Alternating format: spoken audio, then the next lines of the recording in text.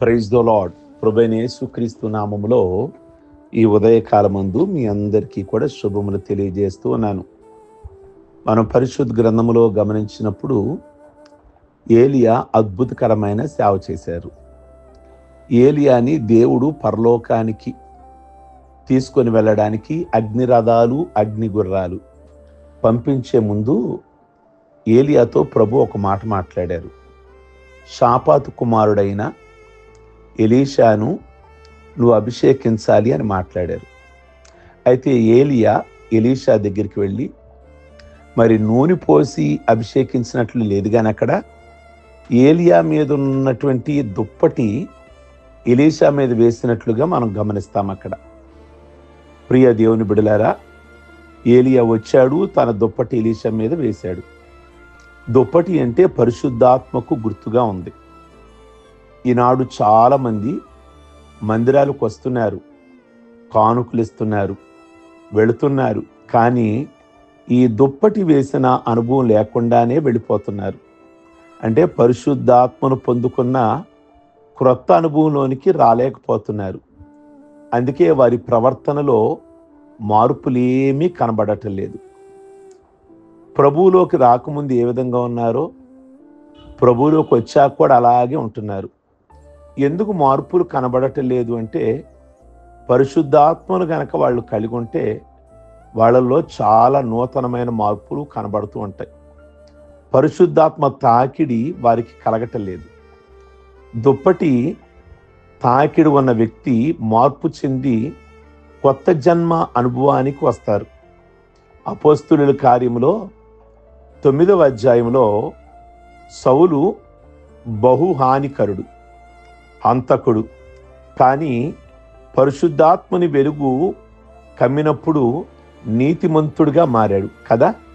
నీకు దుప్పటి కప్పబడే అనుభవం అవసరమై ఉన్నదని ఇప్పటికైనా మీరు గమనించాలి. రక్షణానుభవం లేక నిన్ను నీవే నరకానికే సిద్ధపరుచుకుంటున్నావేమో. ప్రియ దేవుని బిడ్డలారా, ప్రతి ఒక్కరూ కూడా రక్షణ పొందాలి. దుప్పటి అనుభవాన్ని గురించి పరిశుద్ధ గ్రంథంలో చాలా విషయాలు ఉన్నాయి. రూతు గ్రంథంలో గనక చూస్తే 3వ అధ్యాయము 9వ వచనంలో రూతు అనే మోయాబురాలు నయోమికి కోడలైంది. వివాహమై సంతానం లేకముందే తన భర్త చనిపోయాడు. అత్త నయోమితో నుండి బోయజ్ పొలానికి అంటే యోధా బెత్లెహేం వచ్చింది. వచ్చి బోయజ్ పొలములో పరిగి ఏరుకుంది. అయితే 3వ అధ్యాయము ప్రారంభంలో మనం గమనిస్తే నయోమి కోడలు బోయజ్ కళ్ళములో నుండగా వెళ్ళారు.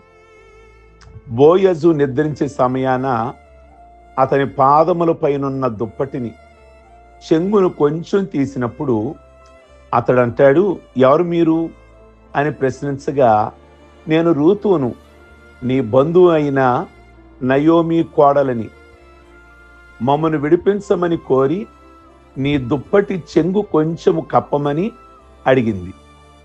అతడు రూతుకు దుప్పటి చెంగు కప్పాడు. అధ్యాయంలో బోయజు తన దుప్పటి అంతా కప్పాడు. ఆమెకు ఎంతటి దీవెన వచ్చిందో మనకు తెలుసు కదా. పరిశుద్ధాత్మ మనం కలిగి ఉంటే లేక పరిశుద్ధాత్మను పొందుకుంటే ప్రతి వ్యక్తి బ్రతుకు ఆ రీతిగానే దీవించబడుతుంది. ప్రియ దేవుని బిడ్డలారా, ఆ దుప్పటితో అలాగే 1 సమూయేలు గ్రంథం 18వ అధ్యాయంలో దావీదుకు యోనాతానుకు హృదయం కలిస్తే స్నేహము కుదిరింది, అది ముదిరింది. అప్పుడు యువరాజు అయిన యోనాతాను దావీదుకు బహుమతిగా నిచ్చిన వస్తువులలో దుప్పటి ఉంది. గమనించారా? ఆ దుప్పటి కలిగిన అనుభవంతో దావీదు రాజు అయ్యాడు. కనుక ఈ దుప్పటి మీ మీద కూడా పడాలని, ఈ ఉదయకాలమందు మీరు కూడా శక్తిని పొందుకోవాలని ప్రభు పేరట మీ అందరికీ తెలియజేస్తున్నా. దుప్పటి పడగానే ఎలీషా మీద కలిగిన మార్పులు, కలిగిన స్పందనలు ఏంటో తెలుసా? ఏలియా దుప్పటి ఎలీషా మీద పడగానే ఎలీషాలో కలిగిన మార్పులు నిజంగా ఆశ్చర్యాన్ని కలిగిస్తాయి. దుప్పటి తాకిడికి ఎలీషా మారిన విధానాలు, ఎడ్లను విడిచిపెట్టేశాడు పొలంలో. దేవుని శక్తిని పొంది ప్రభు చేత వాడబడాలనే ఆశ కలిగిన వారు తప్పకుండా కొన్ని విడిచిపెట్టవలసి ఉన్నది. లోకాశలను, శరీరాశలను, జీవపుడంబములను విడిచిపెట్టాలి. ఆదికాండం 12వ అధ్యాయంలో అబ్రహామును దేవుడు పిలిచినప్పుడు దేశమును, బంధువులను, చివరికి తండ్రి ఇంటిని కూడా విడిచిపెట్టాడు కదా. ఈ లోకంలో దేవునికి దుఃఖం కలిగించే విగ్రహారాధన, అన్యాచారాలు తప్పకుండా విడిచిపెట్టాలి.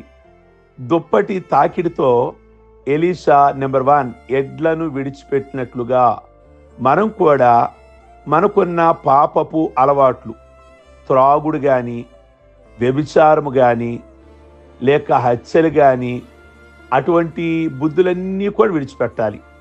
పరిశుద్ధ దేవుణ్ణి సేవించగోరేవారు ఎలీషా వలె మారాలి.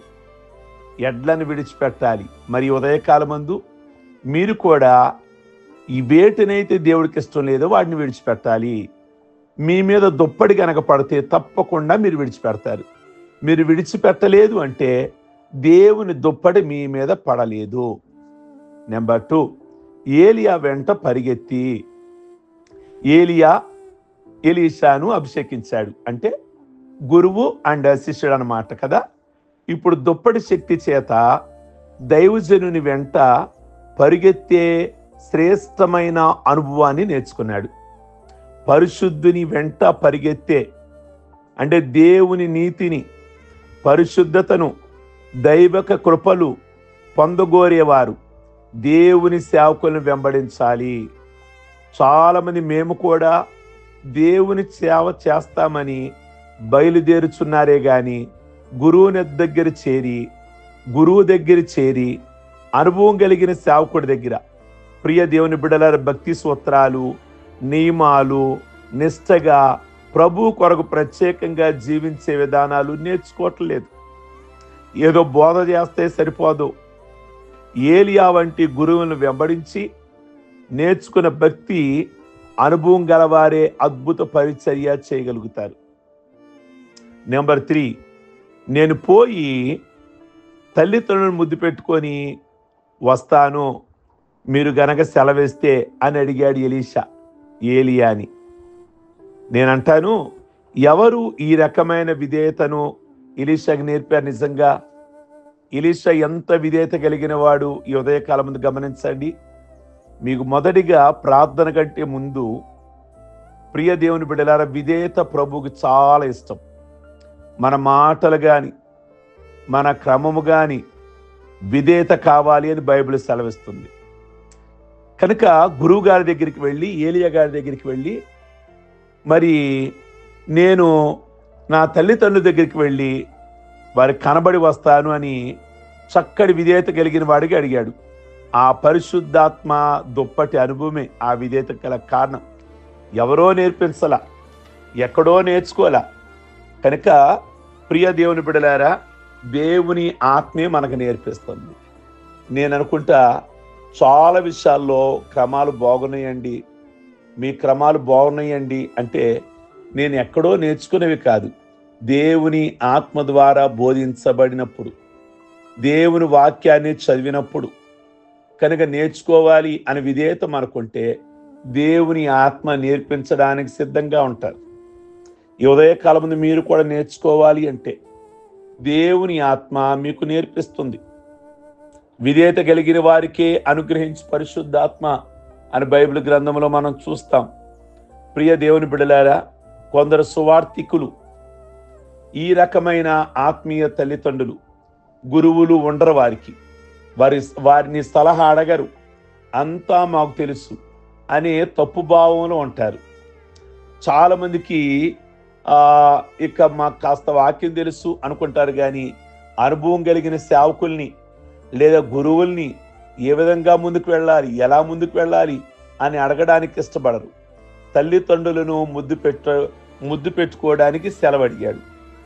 ప్రియ దేవుని బిడ్డలారా, అన్ని పనులకు సెలవడిగే మంచి భక్తి సంప్రదాయం నేర్చుకోవాలి. 4వది, కాడి ఎడ్లను వధించి గుర్తిని గల చేత వంట చేసి, ఇది చాలా శ్రేష్టమైన భక్తి. ఎలీషా ఎప్పుడైతే ఏలియా దుప్పట ఆయన మీద పడిందో, నెంబర్ 1 కాడి ఎడ్లను విడిచి, రెండోది ఏలియా వెంట పరిగెత్తి, గమనించారా, ఏలియా వెంట పరిగెత్తాడట. 3 నా తల్లిదండ్రులకు చెప్పి సెలవు తీసుకొని వస్తాను. 4 కాడి ఎడ్లను వధించాడు. ఎలీషా ఇంటికెళ్ళి తల్లిదండ్రులకు వీడ్కోలు చెప్పాడు. తన కాడి ఎడ్లను వధించి మాంసం చేసి గుర్తుని గల చేత, అనగా అంటే ఏంటంటే ఎడ్లు లాగిన అరక కాడి మేడి, చేతిలోనున్న ముళ్ళు కర్రను పేళ్లుగా చీల్చి, పొయ్యి పైన మాంసము, క్రింద మంటకి ఈ పేళ్లును పెట్టి వంట చేశాడు. అందరికీ వడ్డించాడు. అందరూ తిన్నారు. అనగా అతడు దేవుని వెంబడించడానికి వెనక ఏ ఆధారాలు లేకుండా స్వేచ్ఛగా వెంబడించాడు. అని ఇంకా వెనక్కి తిరిగి రాకూడదు. ఒకవేళ వెనక్కి తిరిగి వచ్చినా కానీ, బైబిల్ ఒక మాట ఉంది కదా, ఆ నాగడిపై చెయ్యి వేసిన వాడు వెనక తట్టు తిరిగిన వాడు నాకు పాత్రుడు కాదు అనే మాట. అంటే ఒకవేళ సేవ కాదని వచ్చాడు అనుకోండి, ఎడ్లు లేకుండా చేసుకున్నాడు. అలాగే ఆ లాగిన అరక కాడు ఉంది కదా, అది కూడా చీల్చేశాడు. చేతులను ముళ్ళు కర్రను కూడా చీల్చేశాడు. పేళ్లుగా పుల్లలుగా చేసేశాడు. పొయ్యిలో పెట్టేశాడు. అంటే ఆధారము లేకుండా చేసుకున్నాడు. ఎంత తీర్మానము ఎలీషాది. ఏలియాకు ఉపచారము చేసెను. 5వదిగా ఆత్మీయ తండ్రికి ఉపచారం చేశాడు. నమ్మకస్తుడు. బోధకులు అనేకులు ఉండొచ్చు, స్పీకర్స్ అనేక మంది ఉండొచ్చు, కానీ ఆత్మీయ తండ్రి ఒక వ్యక్తికి ఒక్కడే ఉండాలి. వాక్యానుసారంగా జీవించాలి. ప్రియ దేవుని బిడ్డలారా, డబ్బులు ఇచ్చేవాడు ఆత్మీయ తండ్రి కాదు. ఆత్మీయ జన్మనిచ్చే ఆత్మీయ తండ్రికి ఉపచారం చేస్తూ బ్రతకాలి. అదే ఎలీషా భక్తి. ఏరి ఈ రోజున ఎలీషా లేరి. చాలా వివరంగా ఎలీషా జీవిత లక్షణాలను మనం పైన ధ్యానిస్తే, ఈనాటి పరిచర్యలో ఎలీషా పొందుకున్న ఆత్మీయ అనుభవాలు కలవా అని అడిగితే జవాబు లేదు. ఎలీషా ఏలియాతో 8 సంవత్సరాలు కలిసి పరిచర్య చేసినట్లు చరిత్ర తెలియజేస్తున్నది. వారిద్దరూ యోర్దానుకు అవతల ఉన్నప్పుడు అగ్ని రథాలు వారిద్దరిని వేరు చేసేశాయి. పరలోకము నుండి వచ్చిన అగ్ని రథాలు ఏలియాని ఎలీషాని వేరు చేశాయి. కానీ వారు ఎన్నడూ దూరంగా వెళ్ళలేదు. ఈనాడు పరిచర్యలో అనేకులు ఆత్మీయ తల్లిదండ్రులకు విడిచిపోవడం చాలా చోట్ల కనబడుతుంది. చాలా మంది ఈనాడు సేవకులు ఏమీ విడిచిపెట్టరు, ఊరు విడవరు, ఉన్న దగ్గరే నలుగురు, డబ్బులు ఇచ్చేవాడిని కూడబెట్టుకొని సంఘం స్థాపించాలి అనుకుంటారు. దేవుని పిలుపు ఉండటం లేదు, దర్శనం ఉండటం లేదు, అనుభవం ఉండటం లేదు. ప్రియ దేవుని బిడ్డలారా, ఇది ఎలీషా అనుభవం కాదు. ప్రవక్తల శిష్యులు 2వ రాజుల గ్రంథం మీరు చూస్తే 2వ అధ్యాయం 15వ వచనం, ప్రవక్తల శిష్యులు ఏలియా ఆత్మ ఎలీషా మీదనున్నది అని చెప్పారు. అనగా దుప్పటి ఆత్మ అనుభవంతో ఏలియా వలె దుప్పటితో యోర్దాను ఆ నీటిని ప్రవాహాన్ని చీల్చి దానిలో నడిచాడు ఎలీషా. మనం కూడా ఎలీషా వంటి భక్తి శ్రేష్టతలు నేర్చుకోవాలి. దేవుని కొరకు గొప్ప కార్యాలు సాధించాలి. కనుక ఈ రోజున ఎలీషాలు కనబడటం లేదు. కనుక మనమే ఎలీషాల్లాగా సిద్ధపడదామా? ప్రార్థించుకుందాం. సర్వశక్తి కలిగిన తండ్రి, మీ కొందనాలు. ఈ ఉదయకాలమందు ఈ మాటలు ప్రతి ఒక్కరికి దీవెనకరముగా ఉంచి, ఈ దినం పెళ్లి రోజులు, పుట్టినరోజులు, రక్షణ పొందిన రోజులు చేసుకుంటున్న బిడ్డలందరినీ ఆయుష్ ఆరోగ్యాలతో నింపి, ఈ దినము వారి ప్రయాణాలు, వారి మార్గాలు, వారి పనులు అన్నిట్లో ఏది తలపెట్టినా దీవెనకరంగా ఉంచమని యేసు నామములో అడుగుచున్నాం తండ్రి, ఆమేన్. ఈ వర్తమానం మీకు దీవెనకరంగా ఉన్నట్లయితే ఫార్వర్డ్ చేయండి. అలాగే కామెంట్ బాక్స్లో మీ అభిప్రాయాన్ని వ్యక్తం చేయండి. లైక్ బటన్ నొక్కండి. God bless you. ప్రభు మిమ్మల్ని దీవించును గాక.